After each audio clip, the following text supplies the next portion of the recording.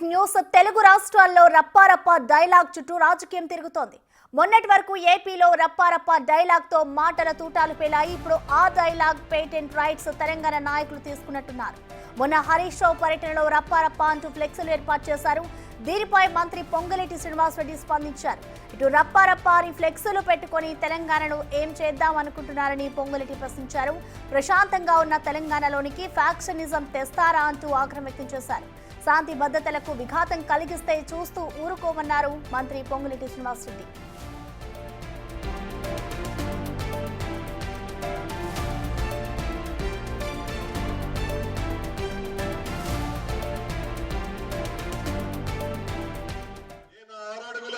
నేను ఒక అందగాడు ఉన్నాడు మాజీ మంత్రి. నిన్న ఒక దగ్గర ఒక ధర్నా చేస్తూ ఫ్లెక్సీలు పెట్టుకొని ఫ్లై కార్డులు పెట్టుకొని రప్ప రప్ప రప్పట. ఏంటి రప్ప రప్ప రప్ప? దేనికి రప్ప రప్ప రప్ప? ఏం చేయాలనుకుంటున్నావు? ఈ రాష్ట్రాన్ని ప్రశాంతంగా శాంతి భద్రతతో ఉన్న ఈ తెలంగాణ రాష్ట్రాన్ని ఫ్యాక్షన్ రాష్ట్రంగా తయారు చేయాలనుకుంటున్నావా? ఏంది నీ అసలు ఉద్దేశం? ఏమి పేదోడికి ఇబ్బంది అయిందని రప్ప రప్ప రప్పండి, టింగ్ టింగ్ టింగ్ న డబ్బులు పడుతున్నందుక రప్ప రప్ప.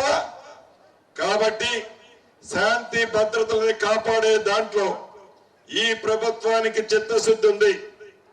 ఎవరైనా శాంతి భద్రతలను విఘాతం కలిగిస్తే ప్రజలే వాళ్ళకి బుద్ధి చెప్తారు.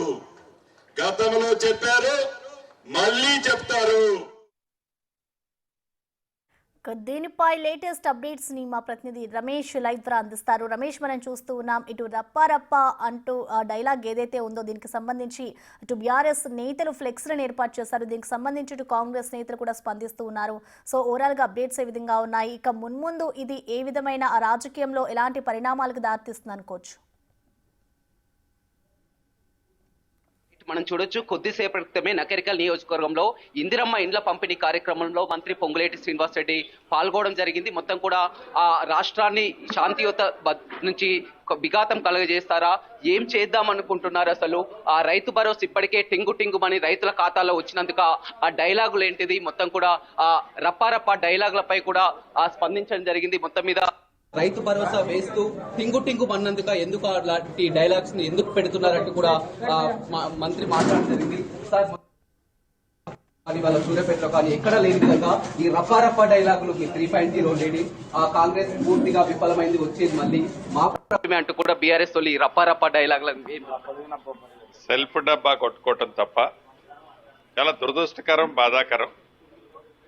తెలంగాణలో లా అండ్ ఆర్డర్ ప్రశాంతంగా సామాన్య ప్రజలకు కానీ, ఉన్నవాడికి కానీ, లేనివాడికి కానీ హ్యాపీగా ప్రజలు ఈనాడు ఉన్నారు. అటువంటి దాంట్లో ఒక కుండెట పాళ్లలో ఒక విషపు చుక్క వేసినట్టు గౌరవ మాజీ మంత్రివర్యులు ఏదైతే నిన్న, ఈ రోజున ఇంకా నాకు అప్డేట్ లేదు, నిన్నటిది నేను చూశాను, ఆ ఫ్లై కార్డ్స్, ఫ్లెక్సీలు, ఇతరత్ర రప్ప రప్ప రప్ప అని. ఈ ప్రభుత్వం చిత్తశుద్ధితో నువ్వు చేసిన అప్పులన్నీ కడుతూ, మీరు చేసిన సంక్షేమ కార్యక్రమాలన్నీ ఇస్తూ, ఏవైతే ఇందిరమ్మ వచ్చిన తర్వాత చేస్తామని చెప్పిన వాటిలో అంశాల వారీగా పేదవాడికి అవసరమైన వాటిని టాప్ ప్రయారిటీ ఇస్తూ, యువతకు అవసరమైన దాంట్లో నిరుద్యోగ యువత సమస్యను పరిష్కరిస్తూ, రైతులకు ఇచ్చిన హామీలు చిత్తశుద్ధితో మాట మాట్లాడితే రైతు రుణమాఫీ నీ 10 ఏళ్లలో నువ్వు ఎలగబెట్టింది 17,000 కోట్లు. ఈ ప్రభుత్వం అధికారంలోకి వచ్చిన 10 నెలల్లో ఇచ్చింది 21,000 కోట్లు. ఏంది విమర్శించేది? చేసిన అప్పంతా చేసి, చేసిన తప్పులని చేసి, ఇంకా తప్పుల్ని ఒప్పులుగా చిత్రీకరించుకునే దాంట్లో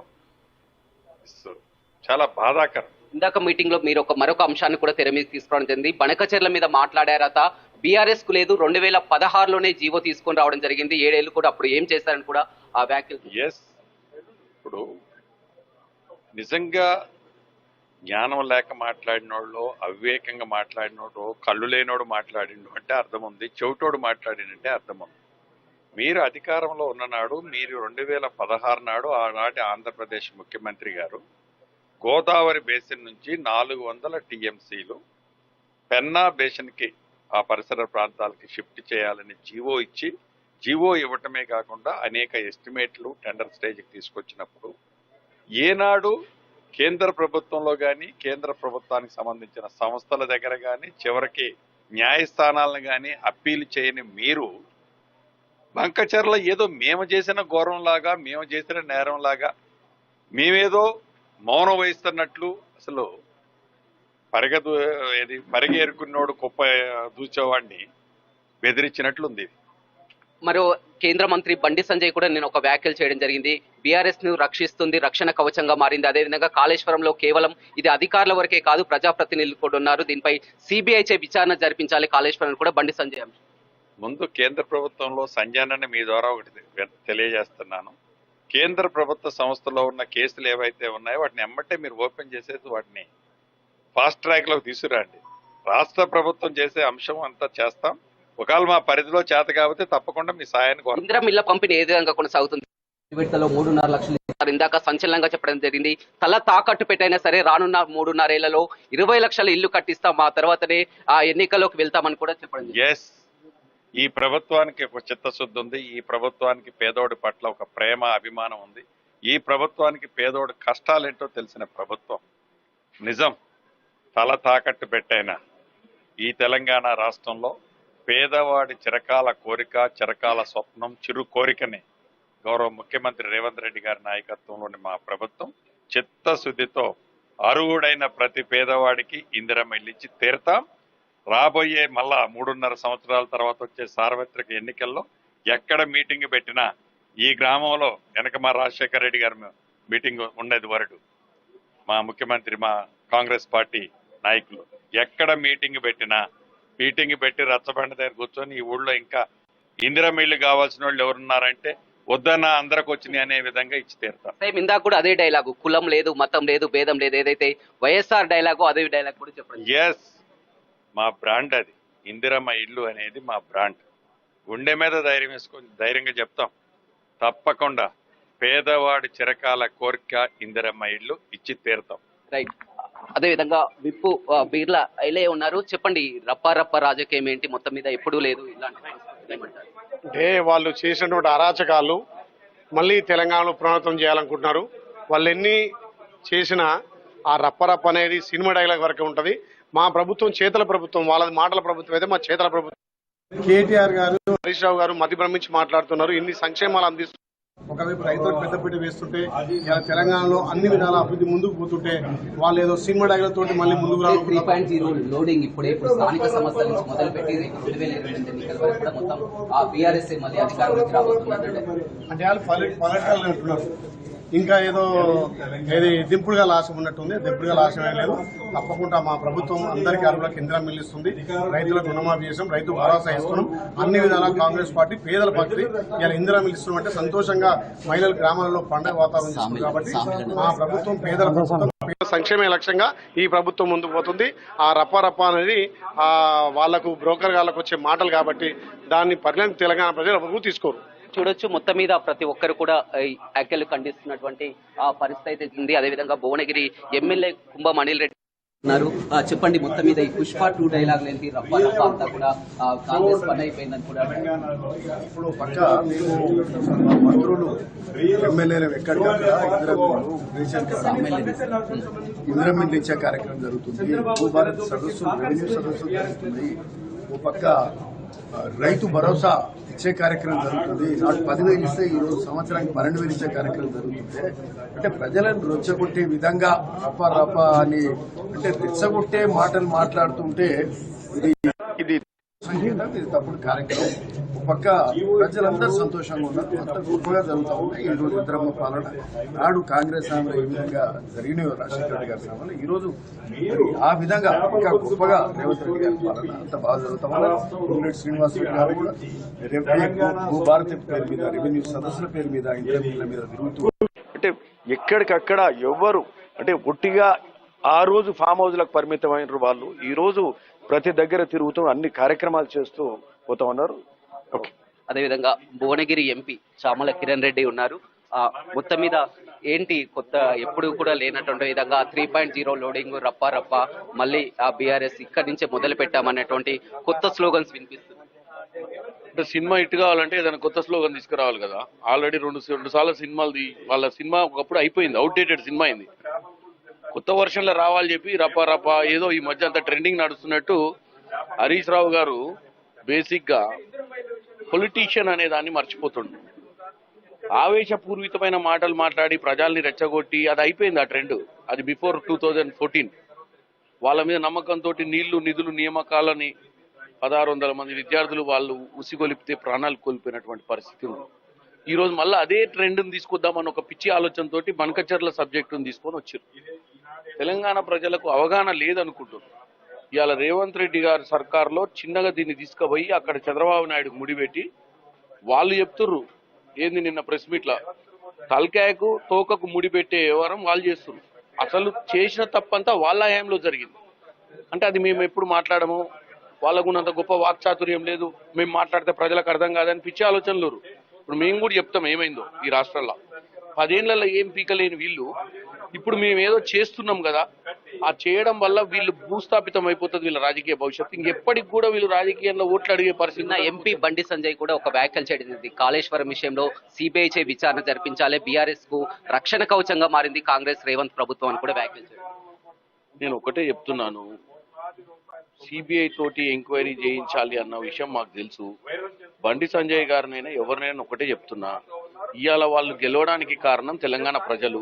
ప్రతి అంశంలో వాళ్ళు కేవలం మాటలకే పరిమితం అవుతున్నారు. సిబిఐ అనే ఎంక్వైరీ ఎవరు చేస్తారు? సెంట్రల్ గవర్నమెంట్ చేస్తుంది. ఏ ఇష్యూ అయినా కానీ సెంట్రల్ గవర్నమెంట్ పరిధిలో రావాల్సిన నిధులు తీసుకురావాల్సిన బాధ్యత కూడా ఈ రోజు 8 మంది ఎంపీలు, బండి సంజయ్ గారు సహాయ మంత్రిగా ఉంటూ కేబినెట్ మంత్రిగా ఉన్నటువంటి కిషన్ రెడ్డి గారి మీద కూడా ఉందా. కాకపోతే వాళ్ళు ఏది కూడా మాట్లాడకుండా మొన్న మీకు ఎగ్జాంపుల్ చెప్తా. రేవంత్ రెడ్డి గారు జలశక్తి మంత్రితో ముందుకు పోతుంటే, ఢిల్లీకి పోతుంటే ఆయన రావాల్సింది ఉండే. ఆయన హైదరాబాద్ లో మీటింగ్ రాలే. హైదరాబాద్ లో మీటింగ్ రాకుండా తెల్లారి ముఖ్యమంత్రి గారు పోతారు. ముఖ్యమంత్రి ఎంబడి పోవచ్చు కదా రాష్ట్ర సమస్య. ముందు రోజు పోయి ఏం మాట్లాడుకుంటుండే సీక్రెట్ గా అనేది విషయం తెలంగాణ ప్రజలు అర్థం చేసుకోవాలి. చెప్పండి, సూర్యాపేట ఈ రప్పరప్ప సంగతి ఏంటి? మొత్తం పుష్ప డైలాగులు మొత్తం కూడా రప్పరప్ప 3.0 లోడింగ్ అని నిన్న హరీష్ రావు సభలో, ఇవాళ సూర్యాపేట మాజీ మంత్రి జగదీష్ రెడ్డి కట్అవుట్లు కూడా పెట్టి ఈ రప్పరప్ప పుష్ప డైలాగ్ లేదు.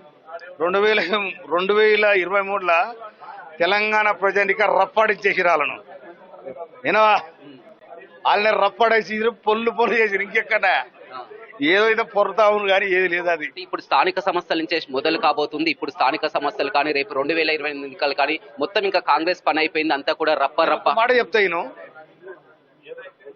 కాళేశ్వరం ఇనాగరేషన్ అప్పుడు, కాళేశ్వరం కూలిపోయిన ప్రాజెక్టు ఇనాగరేషన్ కు కేసీఆర్, ఫడ్నవీస్, జగన్ ముగ్గురు ముఖ్యమంత్రులు వచ్చారు. అవునా? ఆయన ఇరిగేషన్ మంత్రి ఎవరు? ఇరిగేషన్ మంత్రి హరీష్ రావు. హరీష్ రావు ఏం చేసే, నేను కాళేశ్వరం కానీ మాడుకుంటాను సాపశివు సంకల పెట్టుకొని 3 రోజులు పోయి ఆయనే మాడుకుంటున్నాడు. ఏవా మామిడి బాయ్, ఫడ్నవీస్ ఏడు బాయ్, జగన్ ఏడు బాయ్, నువ్వు ఏడిపోతావు, అంత గోవింద మంగళం. ఇంకా ఏడగొత్తరా మీకు ఇంత పార్టీ అయిపోయిందా కథ? ఉద్యమకారులు మోసం చేతిరి. కాంగ్రెస్ హత్తుకున్నది, ప్రజలు దీవించిండ్రు, కాంగ్రెస్ పార్టీని అధికారం తీసుకొచ్చిండ్రు. అసలు నేను చెప్తా, ఈ దేశంలో ఎవడన్నా పిల్లమ్మ కూడా ఫోన్ మాట్లాడుకుంటే 60 ఎవడన్నా పిల్లమ్మ కూడా మాట్లాడుకుంటుంటే ఓన్ టైంకి చేస్తురి, కాళేశ్వరాన్ని కూలగొడుతురి, అన్ని కథం చేస్తురి.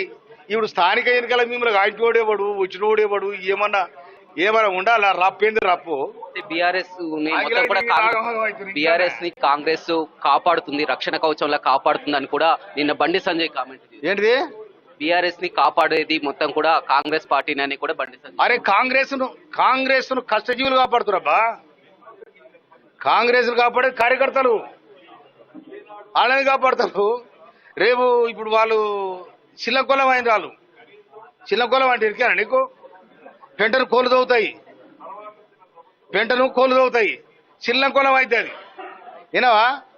బిడ్డొక దిక్కు, అల్లుడొక దిక్కు, మామ ఒక దిక్కు, ఒక గోసగా శ్రీరామ చిత్రం ఉండాలి. అది రైట్, చూడొచ్చు. మొత్తం మీద గతంలో ఎప్పుడూ లేనంత విధంగా ఈ సినిమా డైలాగ్స్ ఇక్కడ పని చేయవని చెప్తున్నారు. ఇప్పటికే పూర్తి స్థాయిలో కూడా రైతు బంధు కానీ ఇందిరమ్మ ఇండ్లు కానీ ఇచ్చినటువంటి ఒక్కొక్క హామీ కూడా నెరవేర్చుకుంటూ వెళ్తుంది. సినిమా డైలాగులు ఈ రప్పారప్పాలు అనేది తెలంగాణలో ఏం చేద్దామని, దేనికి సంకేతం, దేనికి శాంతి భద్రత విఘాతం కలిగిస్తే ఊరుకునేది లేదని కూడా మంత్రి పొంగులేటి శ్రీనివాస్ రెడ్డి చెప్తున్నారు.